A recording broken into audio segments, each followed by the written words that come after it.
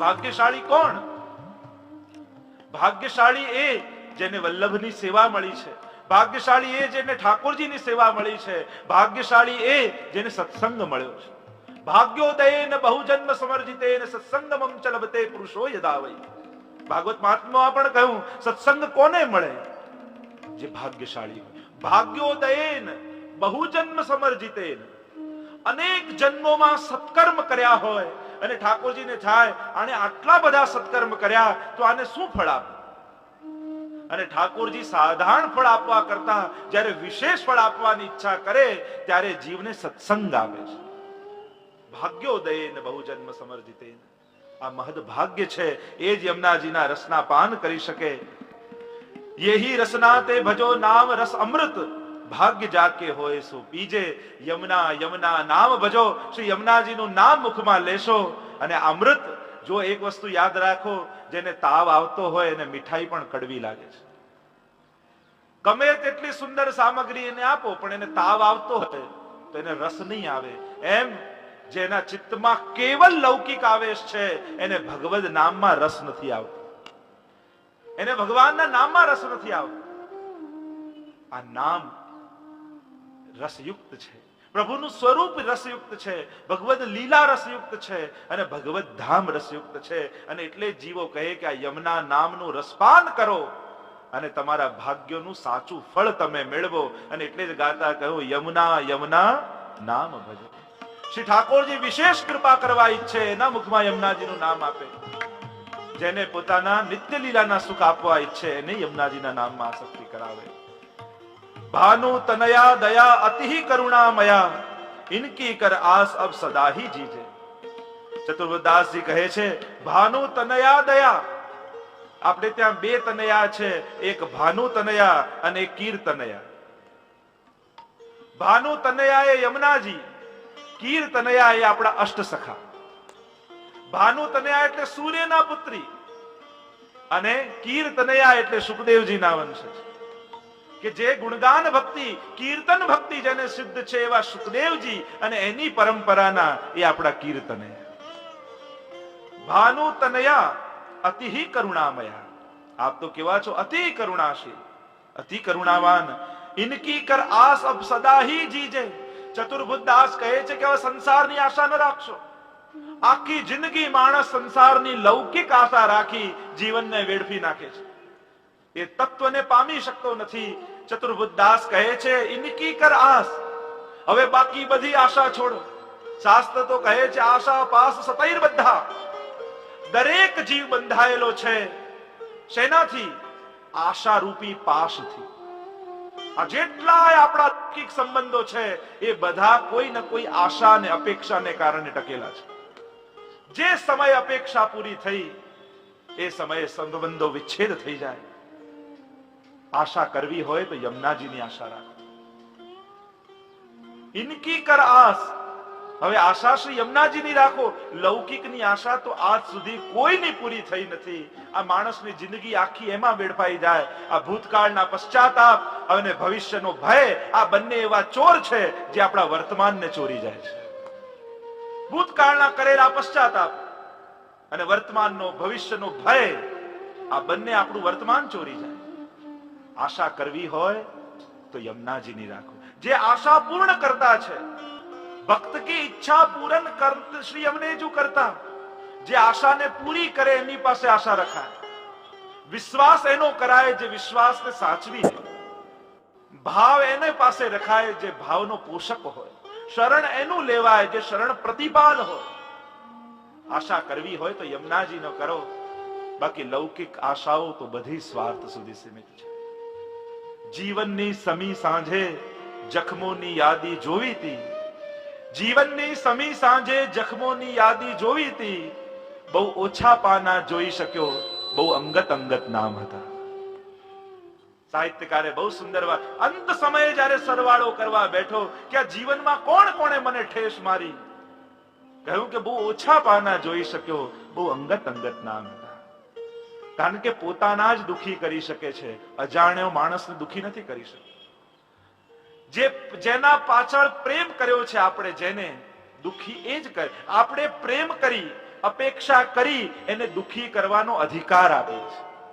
આપણે જેને પ્રેમ કરીએ છીએ એને અધિકાર આપીએ છીએ કે હવે તું મને દુખી કરી શકે.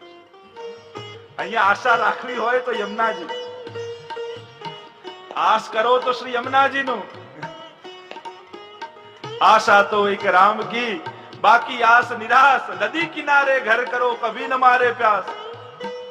આશા રાખવી હોય તો પ્રભુની આશા રાખો, યમુનાજીની આશા રાખો કે જે ક્યારે જીવને નિરાશ ન કરે. ભાનુ તનયા દયા અતિ કરુણામયા, ઇનકી કર આસ અબ સદા હી જીજે. કરીશું, રાસ પણ કરીશું, ચિંતા ન કરશો. બધાની એ આશા છે કે ક્યારે રાસમાં મળે. એ પણ થશે સમય આવે. ગોપીજનો જે આશા પ્રભુ પાસે રાખી તો પ્રભુએ નિરાશ ન કર્યા. સમર્થનો આશ્રય કરો, એવાનો આશ્રય કરો જ્યાંથી ક્યારે નિરાશ ન થવું પડે. આપણે હંમેશા એવા આશ્રયો ગોતીએ છીએ કારણ કે પોતે તરી શકે એમ નથી. તમને કેમ તારે? એ પોતે દુખી છે. हमारे आंसुओं को कौन पहुंचेगा, यहां जिसको देखो उसका दामन भीगा लगता. અહીંયા એની પાસે જઈને રડો જે તમારા આંસુઓને લૂછી શકે. આપણે બધા એની પાસે જઈને રડીએ છીએ જે પોતે રડી રહ્યો છે, જે પોતે દુખી છે. તમારા દુઃખોને કેમ દૂર કરશે? આશા કરવી હોય તો યમુના ઇનકી કર આસ અબ સદા હી જીજે. ચતુર્ભુજ દાસ કહે સોઈ પ્રિય પાસ રહે. શ્રી યમુનાજીની પાસે કોણ રહી શકે? શ્રી ઠાકોરજીની પાસે કોણ રહી શકે? જોઈ શ્રી યમુનાજુ કે રસજુ ભીંજે. અને જે યમુનાજીના રંગે રંગાયો છે એ જ પ્રભુનું સાનિધ્ય મેળવી શકે છે, એ જ નિકટતાને માણી શકે છે. શ્રેષ્ઠની નિકટ રહેવું સરળ નથી હોતું. પ્રભુની, ગુરુની નિકટતા મળી જાય, નિકટતા મળે પણ ત્યાં ટકવું સહેલું નથી. પાત્રતા વગર ઉત્તમતા કેળવી શકાતી નથી. જો પાત્ર આપણા જીવનને ન બનાવ્યું હોય તો એ ઉત્તમ સ્થાનમાં ટકી શકાતું નથી. શ્રી ઠાકોરજીની નિકટતા કોણ કેળવી શકે? જે યમુનાજીના રસમાં ભીંજેલો હોય, જેને યમુનાજીના પાન કર્યા હોય, યમુનાજીનું સાનિધ્ય કેળવ્યું હોય, જેના પર યમુનાજીની કૃપા થઈ હોય, એના પર શ્રી શું ફળ શ્રી યમુનાજી આપે? તો કહ્યું યમુનાજી જે જીવને પ્રેમ કરે તો 16મા પદમાં કહ્યું હેત કરી દેત શ્રી યમને વાસ કુંજે. શ્રી યમુનાજી હેત કરીને શું આપે? કૃપા કરીને શું પ્રદાન કરે? તો કે જે પરમ ફલ છે. સાધન આપવા માટે નથી કહેતા યમુનાજી. વાર્તા સાહિત્યમાં આવે મહાપ્રભુજી એક જીવ પર કૃપા કરી, માજી પર, અને માજીને કહ્યું કે હવે તમે આ કરો. કહ્યું કે જયરાજ કેમ સાધનોમાં ફસાવો છો? મને તો આપના ચરણારવિંદ બદરાવી દો એટલે એની સેવા હું કરું. અમે તો સાધન પામવા નથી આવ્યા, અમે તો ફળ હેતુ આવ્યા છીએ. જેમ કોઈ શુક ઉડતું ઉડતું વૃક્ષ પર આવે તો એ કે ડાળખી કે થડ કે પાંદડાઓને જોઈને નથી આવતું, એ તો ફળથી આકર્ષિત થઈને આવે છે. એમ અમારા જેવા ભક્તો એ પ્રભુ આપના સાધનોથી આકર્ષિત થઈને નથી આવતા. અમારા જેવા શુક એ તો આપના જે ફળનો આસ્વાદ કરવા આવે છે. એ યમુનાજી કૃપા કરીને શું કરે છે? યમુનાજી જાણે છે કે આ જીવ સાધન નહીં કરી શકે એટલે શું કરે? કૃપા કરી હેત કરી દેત શ્રી યમને વાસ કુંજે. પોતાની કુંજમાં શ્રી યમુનાજી વાસ આપે છે. જે પરમ દુર્લભ છે, જે કોઈ સાધનોથી ન મળે એવું ધામ શ્રી યમુનાજી આપે છે. ગોલોક ધામનું જે ફળ હોય યમુનાજીની કુંજ, કે જ્યાં અહર્નિશ ઠાકોરજી બિરાજે. એ કુંજ કેવી છે? ચતુર્ભુજદાસજીની વાર્તામાં આવે છે ને, ખટઋતુ ભાવનામાં, કે જ્યારે ગુસાઈજીએ પુષ્પ લેવા મોકલ્યા યુગલ સ્વરૂપ પર ને કૃપા કરી, અને પુનઃ જ્યારે ગુસાઈજી પાસે આવ્યા ચતુર્ભુજદાસ, અને ચતુર્ભુજદાસને પૂછ્યું ગુસાઈજીએ, ક્યો ચતુર્ભુજદાસ આજ કા અનુભવ ભયો? અને ચતુર્ભુજદાસની સમક્ષ જે અનુભવ દિવ્ય થયો ખટઋતુનો, એનું આ સમગ્ર વર્ણન ચતુર્ભુજદાસજી કરવા લાગ્યા. જ્યાં ગુસાઈજી પૂછ્યું કે કહા ભયો, અને ચતુર્ભુજદાસે કહ્યું મને યુગલ સ્વરૂપના દર્શન થયા અને એટલી કૃપા મને કરી, આ ઠાકોરજી આજ્ઞા મને કરી, જો આ 6 સંપત્તિ મેં પ્રગટ કરી છે એનો આશ્રય જીવ કરશે તો એના પર કૃપા થશે. અને એમ કહેતા ઠાકોરજી આજ્ઞા કરી गिरिराज बाबा ने कि अभी के अभी 6 ऋतु को अनुभव कराओ. છ ઋતુનો અનુભવ કરાવો. આ છ ઋતુ સખી સ્વરૂપે પ્રગટ થઈ અને ગિરાજ બાવાની અંદર છ ઋતુનો અનુભવ એક સાથે થવા લાગ્યો અને ઠાકોરજી અને સ્વામીજી બંને પધારવા લાગ્યા. સ્વામીજીએ વિનંતી કરી પ્રભુને, પ્રભુ સૌથી પહેલા મારી કુંજમાં પધારો. અને બધા જ ગોપીજનો સાથે ઠાકોરજી પધારવા લાગ્યા. શ્રી સ્વામીજીની કુંજમાં સૌથી પ્રથમ પધાર્યા. સૌથી પહેલી ઋતુ એ વસંત ઋતુ છે, પ્રાતઃકાલની. વસંત ઋતુનો અનુભવ પ્રભુને થવા લાગ્યો. પોખરાજની કુંજ સ્વામીજીએ સિદ્ધ કરી. પોખરાજની કુંજમાં સિદ્ધ કરી યુગલ સ્વરૂપ બિરાજ્યા. અને સ્વામીજીએ કહ્યું કે અરે પ્રભુ, વસંત ઋતુ ચાલી રહી છે, સુંદર ડોલ સિદ્ધ કર્યો છે. અને ઠાકોરજીને ડોલમાં પધરાવ્યા. ઝોટો દઈને સ્વામીજી ઝુલાવવા લાગ્યા. સ્વામીજીની કુંજમાં પ્રભુ પધાર્યા. વસંત ઋતુનો પ્રાતઃકાલનો સમય પૂરો થયો. ગ્રીષ્મ ઋતુ આવી પ્રભુની સેવામાં. કહેવા લાગી, પ્રભુ લલિતાજી પધાર્યા. આ ગ્રીષ્મ ઋતુની અધિષ્ઠાત્રી હું છું. અને લલિતાજીએ કહ્યું યુગલ સ્વરૂપને, બંને આપ પધારો. અને લલિતાજી ઠાકોરજી અને સ્વામીજી બંનેને પધરાવી પન્નાની કુંજમાં પધરાવ્યા. અદ્ભુત પન્ના જડેલા છે, લીલો પ્રકાશ આવી રહ્યો છે. અને પન્નાની કુંજમાં યુગલ સ્વરૂપને પધરાવી બધી લીલી સામગ્રી આરોગાવી. અને સામગ્રી આરોગાવ્યા બાદ હવે ગ્રીષ્મ ઋતુનો સમય છે. પ્રભુ માટે ફૂલ મંડળી સિદ્ધ કરી છે અને અદ્ભુત ફૂલ મંડળી સિદ્ધ કરી યુગલ સ્વરૂપને એમાં પધરાવ્યા. વર્ષા ઋતુનો સમયકાળ થવા આવ્યો. એટલામાં ગ્રીષ્મ ઋતુ પૂરું થઈને વર્ષા ઋતુ આવી. શ્રી વિશાખાજી પધાર્યા. કહેવા લાગ્યા યુગલ સ્વરૂપને, હવે મારો સમય આવ્યો છે. વિશાખાજી બંને યુગલ સ્વરૂપને પધરાવીને લઈ ગયા અને માણેકની જડાઉ કુંજ સિદ્ધ કરી. લાલ પ્રકાશ આવી રહ્યો છે, ચારે ઓર લાલ પ્રકાશ છે. લાલ સામગ્રી સિદ્ધ કરી યુગલ સ્વરૂપને આરોગાવી. અને વર્ષા ઋતુનો સમય હતો અને સુંદર હિંડોળો સિદ્ધ કર્યો. અને હિંડોળામાં યુગલ સ્વરૂપને પધરાવી ઝોટા દઈને યુગલ સ્વરૂપને ઝુલાવા લાગ્યા. વિવિધ ભાંતિના હિંડોળા ભર્યા. અને આમ વર્ષા ઋતુએ પોતાનો મનોરથ સિદ્ધ કર્યો. વિશાખાજીએ સ્વયંનો મનોરથ સિદ્ધ કર્યો. વર્ષા ઋતુનો સમયકાળ પૂરો થયો. શરદનો સમય આવ્યો. અને શરદ ઋતુ માટે વિનંતી કરવા માટે સ્વયં ચંદ્રાવલીજી પધાર્યા. પ્રભુ હવે મારી કુંજમાં પધારો, મારો સમય આવ્યો છે. ચંદ્રાવલીજી યુગલ સ્વરૂપને હાથ પકડી પધરાવી ગયા. હીરાની કુંજ સિદ્ધ કરી હતી. ચારે ઓર શ્વેત પ્રકાશ આવી રહ્યો છે. બંને યુગલ સ્વરૂપને પધરાવ્યા. શ્વેત સામગ્રી યુગલ સ્વરૂપને આરોગાવી અને હીરાની કુંજમાંથી પધરાવી શરદના રાસ ચોતરા પર લઈ ગયા. અને સાથે મળી અદ્ભુત રાસલીલા કરવા લાગ્યા. શરદનો સમય ગયો, હેમંત ઋતુ આવી. આ તો યમુનાજીની ઋતુ. યમુનાજી આ કુંજમાં હેત કરીને સ્થાન આપે છે. સુવર્ણની મીનાકારીની કુંજ છે. અદ્ભુત કુંજ સિદ્ધ કરી છે યમુનાજીએ. એવી અદ્ભુત ચિત્રકારી મીનાકારી કરેલી છે. સુવર્ણની દિવાલો છે અને અદ્ભુત મીનાકારી કરેલી છે. અનવસરના સમયમાં શ્રી યમુનાજીએ કુંવારો સિદ્ધ કરી યુગલ સ્વરૂપને આરોગાવે.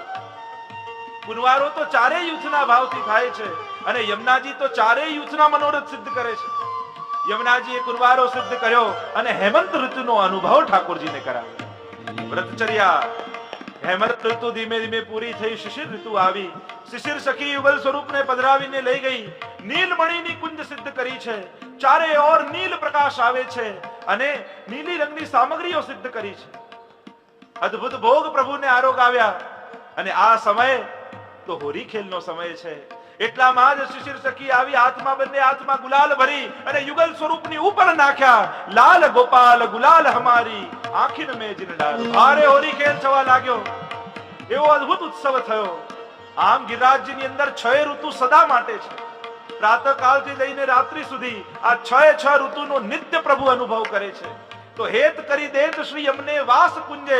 તો યમુનાજી ક્યાં પ્રાપ્તિ કરાવે? આ ગિરિરાજની અંદર જે યમુનાજીની કુંજ છે હેમંત ઋતુની, એમાં શ્રી યમુનાજી કૃપા કરી જીવને વાસ કરાવે છે. કારણ કે યમુનાજી તો સગળાના મનોરથ પૂર્ણ કરનારા છે. કારણ 4 યુથ છે તો વર્તમાન જીવની પ્રાપ્તિ ક્યાં થાય? વિચાર કરો. 4 યુથ જ છે વ્રજમાં અને આપણે વ્રજલીલાનો અનુભવ કરવો છે, વ્રજલીલામાં વાસ કરવો છે, વ્રજલીલામાં પ્રાપ્તિ કરવી છે. તો 4 માંથી આપણને એન્ટ્રી મળે ક્યાં? પહેલી યુથ નિત્ય સિદ્ધા ગોપીજનોનું. એમાં કોઈ ઘટતું નથી ને વધતું નથી. એમાં તો જેટલા ગોપીજનો છે એટલા જ રહે છે સ્વામીજી. નિત્ય સિદ્ધા ગોપીજનો. બીજું યુથ છે ઋષિ રૂપા ગોપીજનોનું કે જે ઋષિઓ હતા એ ગોપી બનીને આવ્યા. તો પહેલા યુથમાં આપણને પ્રવેશ ન મળે. આપણે કોઈ ઋષિ છીએ નહીં કે એમાં પ્રવેશ મળે ઋષિ રૂપામાં. ત્રીજું યુથ શ્રુતિ રૂપા ગોપીજનોનું કે વેદની શ્રુતિઓ જે ગોપી બનીને આવી, તો આપણી કોઈ અવસ્થા, આપણે વેદની શ્રુતિઓ નથી, તો ચોથું યુથ યમુનાજીનું, તો વર્તમાન જીવને જો પ્રવેશ મળે તો શ્રી યમુનાજીના યુથમાં પ્રવેશ મળે. અને યમુનાજીની કૃપાથી શ્રી વલ્લભની કૃપા થાય, વલ્લભની કૃપાથી શ્રી ઠાકોરજી કૃપા થાય. તો આ વર્તમાન જીવનો પ્રવેશ, અત્યારના જીવનો પ્રવેશ શ્રી યમુનાજી દ્વારા થાય. હેત કરી દેત શ્રી યમને વાસ કુંજે. અને જીવને મુક્તિ થોડી જોઈએ છે, યમુનાજી પાસે આવીને મોક્ષ થોડી જોઈએ છે. યમુનાજી પાસે આપણે કોઈ લૌકિક પદાર્થ થોડી માંગીએ છીએ. યમુનાજી પાસે શું માંગીએ છીએ? યમુનાજી પાસે જાઓ તો આ પદ ગાજો, હેત કરી દેત શ્રી યમને વાસ કુંજ. હું મારી વાત કરું તો હું આ પદનું સ્મરણ કરું, હેત કરી દેત શ્રી યમને વાસ કુંજે. હે યમને મહારાણી, આપ કૃપા કરવા ઈચ્છો તો કોઈ સાધારણ પદાર્થ કે કોઈ સિદ્ધિ આપી અમને રવાના ન કરી દેતા. આપે કૃપા જ કરવી હોય તો આપના કુંજમાં અમને વાસ આપજો. આપના કુંજમાં જે અહર્નિશ લીલા થઈ રહી છે એનો ક્ષણિક અનુભવ કરાવશો તોય અમારો કુંજમાં વાસ ગણ્યો ગણાશે. હેત કરી દેત શ્રી યમને વાસ કુંજે, જહાં નિસવાસર રાસ में रसिक वर, कहां लो बरनिए प्रेम कुंजे. અને એ કુંજ કેવી છે? કારણ કે આપના શણગાર એ આપના ઐશ્વર્ય રૂપ છે, અને ઐશ્વર્ય સાથે જો અમે રાસ કરીએ તો પૂર્ણ અનુભવ આપના રસનો ન થાય. ત્યારે ઠાકોરજી, ત્યારે પ્રસિદ્ધ કથા છે કે ઠાકોરજીએ વસ્ત્ર ધર્યા અને કહ્યું કે વસ્ત્ર કાઢું તો ખરા, પણ કોણ આને લઈને ધારણ કરે? ભૂતલ પર મૂકું તો બધું ઐશ્વર્ય ભૂતલ પર ફેલી જાય તો ઠીક નહીં. તો હવે જે હાથમાં શૃંગાર પકડી રાખે એને રાસનું સુખ ન મળે. કોઈ તૈયાર ગોપીજન ન થયું વસ્ત્ર લેવા માટે.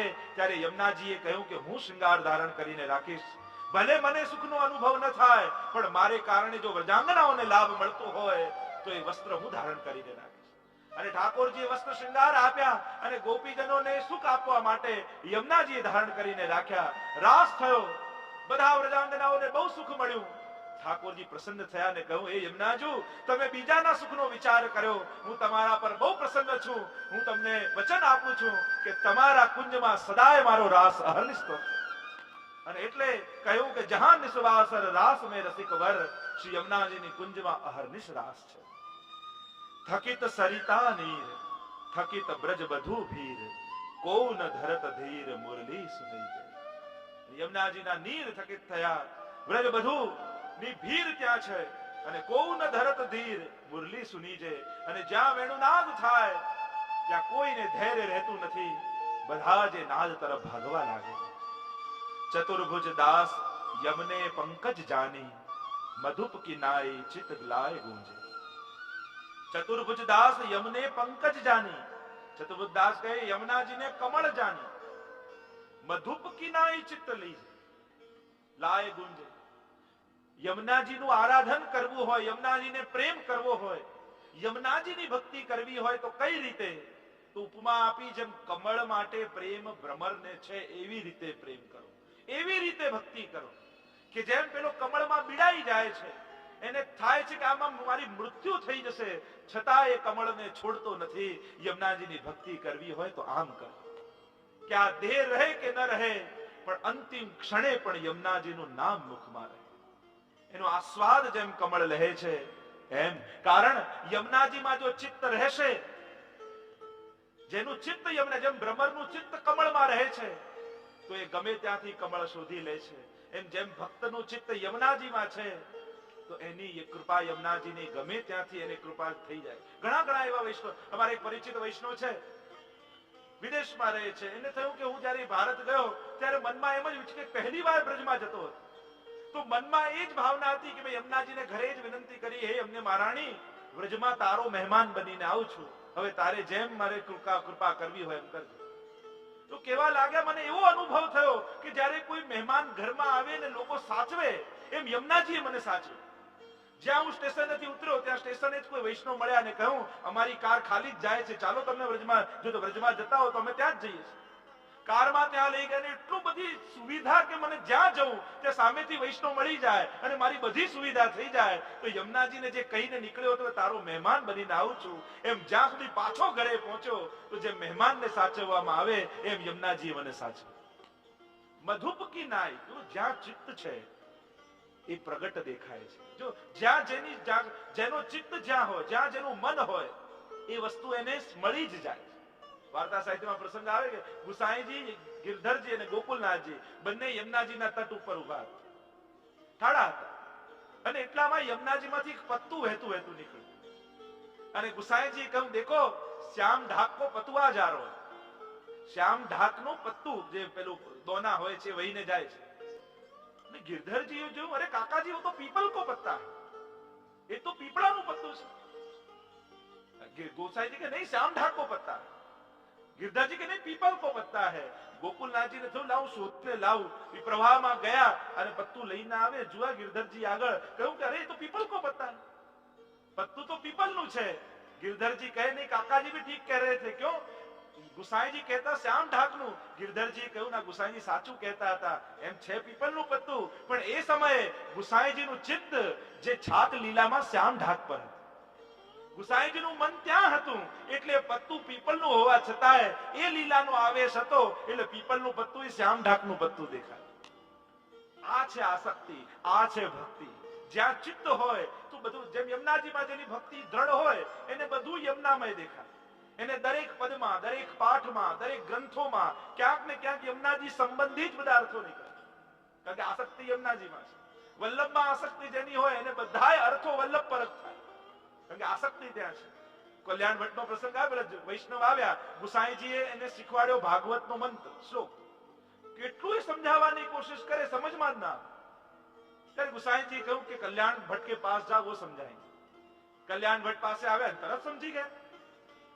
ગુસાઈજી કહ્યું, અરે અમે આટલું શીખવાડ્યું તો ના આવડ્યું, અને તમારાથી કેમ આવડી ગયું? કલ્યાણ ભટ્ટે કહ્યું કે આની આસક્તિ આપનામાં છે. આપ શ્લોકનો અર્થ ઠાકોરજી પરખ કરતા હતા, એટલે આને સમજમાં નહોતું આવતું. મેં આ શ્લોકનો અર્થ આપને પરખ કર્યો, એટલે તરત સમજાઈ ગયું. જ્યાં જેની આસક્તિ હોય એ પરખ અર્થ કરો તો હૃદયમાં બેસી જાય. મધુપ કી નાય ચિત્ત લાય ગુંજે. શ્રી યમુનાજીની ભક્તિ કેમ કરવી? જેમ ભ્રમરની જેમ